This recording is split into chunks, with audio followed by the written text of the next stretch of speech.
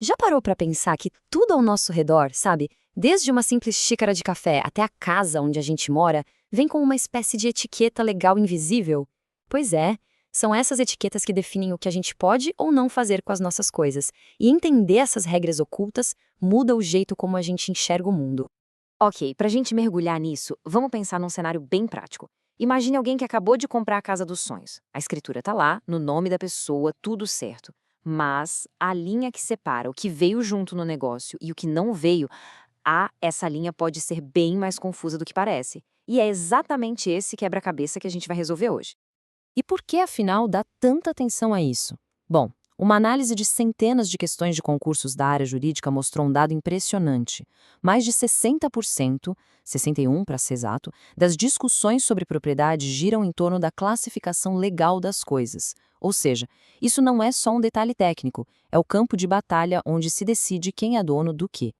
Para a gente desvendar tudo isso, o nosso roteiro vai ser este aqui. A gente começa entendendo a lógica por trás da classificação, depois passa pelas grandes divisões, resolve o enigma da casa e, no final, a gente amarra tudo para ver como isso se aplica no nosso dia a dia. Seção 1.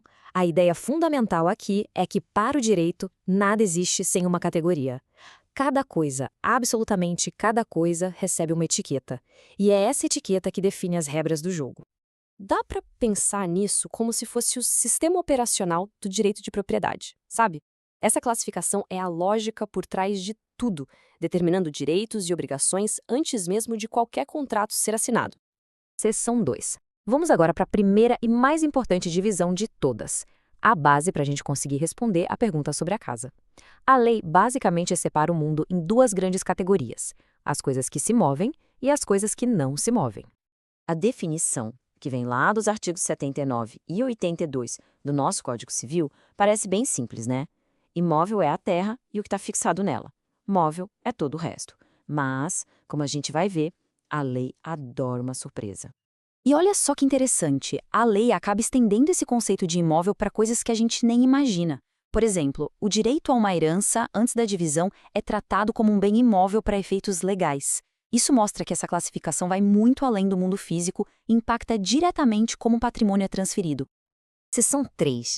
Certo, com essa base, vamos voltar para o nosso problema principal. Como é que a lei decide o que faz parte da venda de uma casa e o que não faz? A resposta está na relação entre a coisa principal e os seus acessórios. A lei usa um princípio bem antigo, em latim, mas que tem uma ideia super simples. O destino de um item acessório está atrelado ao do item principal. Se um carro é vendido, os pneus vão junto. Parece lógico, né? Só que existe uma exceção crucial.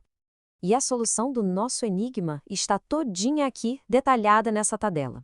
As partes integrantes, como a fiação, e as benfeitorias, como uma garagem nova, seguem a casa na venda. Mas as pertenças, que são aqueles itens que servem à casa, mas não são parte dela, tipo o galpão ou um piano, são a grande exceção. Eles não estão incluídos automaticamente no negócio.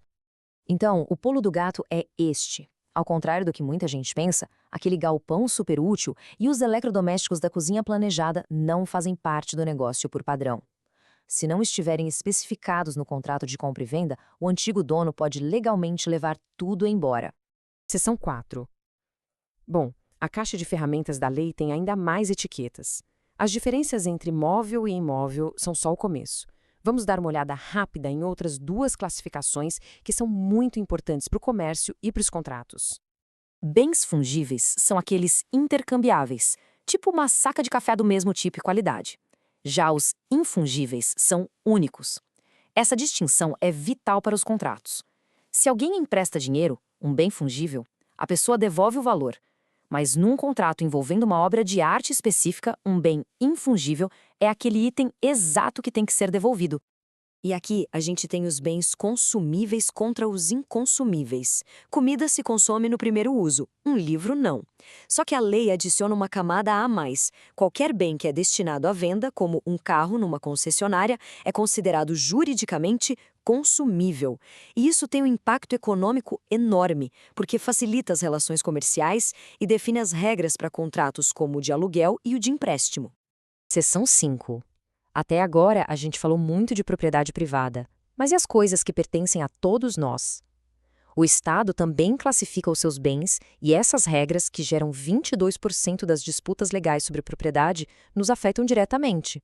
A lei divide os bens públicos em 3 tipos: os de uso comum, que todo mundo pode usar, como uma praça; os de uso especial, que abrigam um serviço, como um hospital público; e os dominicais, que são o patrimônio do Estado sem uma função pública definida, tipo um terreno vago. A grande diferença é que os 2 primeiros não podem ser vendidos enquanto mantiverem essa finalidade.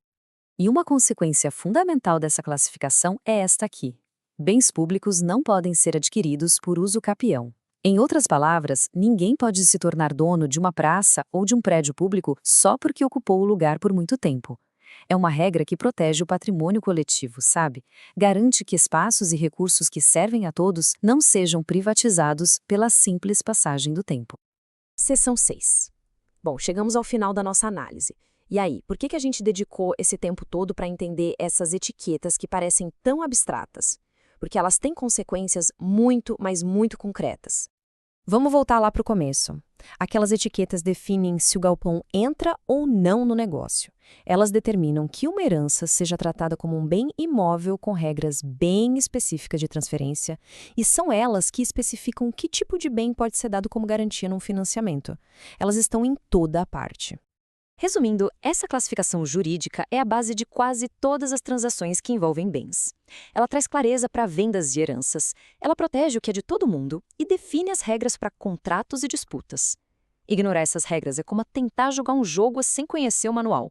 A chance de sair perdendo é enorme.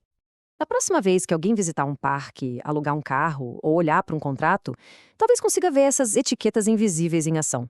A questão que fica é, agora que a gente sabe um pouco mais sobre elas, que outras regras ocultas que governam nossas vidas a gente vai passar a notar?